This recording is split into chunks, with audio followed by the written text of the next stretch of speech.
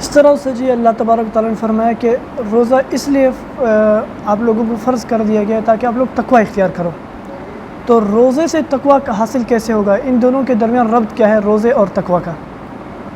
یا ایھا الذین آمنوا کتب علیکم الصیام کما کتب علی الذین من قبلکم لعلکم تتقون، تاکہ تم پرہیزگار ہو جاؤ، تاکہ تم تقوی اختیار کرو. تقوی کا ایک مطلب تو ہے خوف خدا. روزے کے ذریعے سے خوف خدا کی مشق ہو جاتی ہے کہ جس طریقے سے رمضان میں اللہ کے ڈر اور خوف کی وجہ سے تم نے حلال چیزوں کو چھوڑ دیا ہے، اسی طریقے سے جو چیزیں حرام اور ناجائز ہیں وہ تو رمضان کے علاوہ بھی ہیں. سال کے 11 مہینے وہ چیزیں حرام ہیں، لہٰذا ان حرام کو بھی چھوڑنے کی روزے کی وجہ سے مشق ہو جاتی ہے. اللہ کے حکم کی وجہ سے یہاں پر آپ نے حلال چیزوں کو چھوڑا تو حرام چیزیں خود بخود چھوٹنا شروع ہو جائیں، اللہ کا خوف پیدا ہوگا.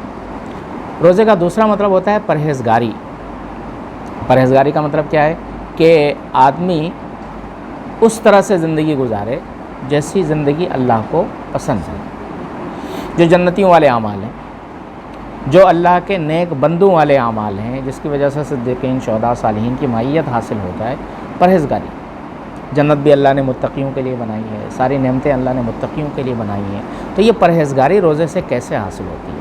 آدمی جب بھوکا رہتا ہے، پیاسا رہتا ہے، تو قدرتی طور پر اس کے جسم کے جو تقاضے ہیں وہ کمزور پڑنا شروع ہو جاتے ہیں.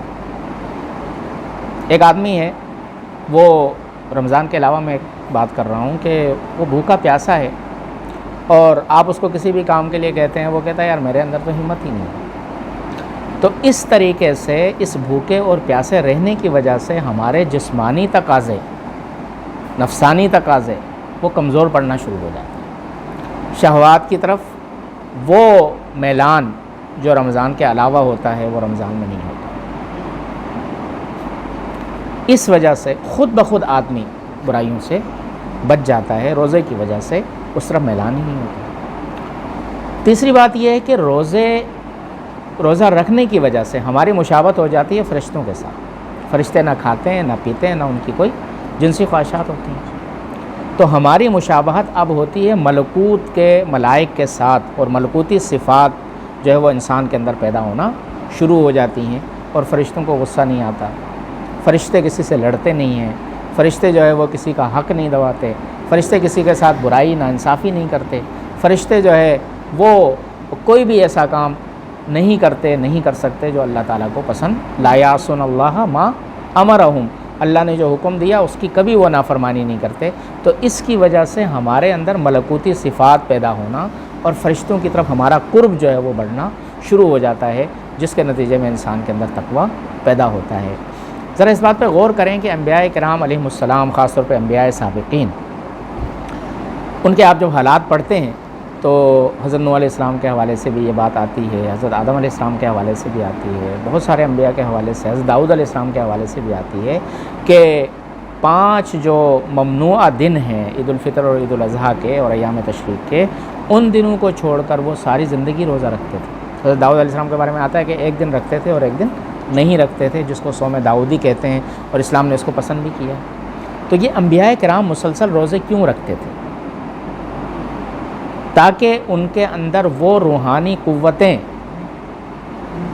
پیدا ہوں اور ان میں ترقی ہو جن روحانی قوتوں کی ان کو ضرورت تھی، جن کی وجہ سے پھر وہ وقت کے سب سے بڑے باطلوں کو اور باطل کے علمبرداروں کو للکار دیا کرتے تھے، اور ان کو پھر کسی کا کوئی ڈر اور خوف نہیں رہتا تھا. اللہ کے حبیب صلی اللہ علیہ وسلم غار حرا میں جاتے تھے، روزہ رکھتے تھے. وہی سے پہلے مسلسل روزے رکھوائے گئے تاکہ ملکوتی صفات پیدا ہو جائیں. تو اس طرح روزہ رکھنے کی وجہ سے آدمی جو ہے فرشتوں کے قریب ہو جاتا ہے، ملکوتی صفات پیدا ہوتی ہیں، اور یوں بھی تقویٰ پیدا ہوتا ہے. تو روزہ گویا کہ تقویٰ اختیار کرنے کی ایک مشق ہے، اور ایک نصاب ہے، پورا ایک سلیبس ہے.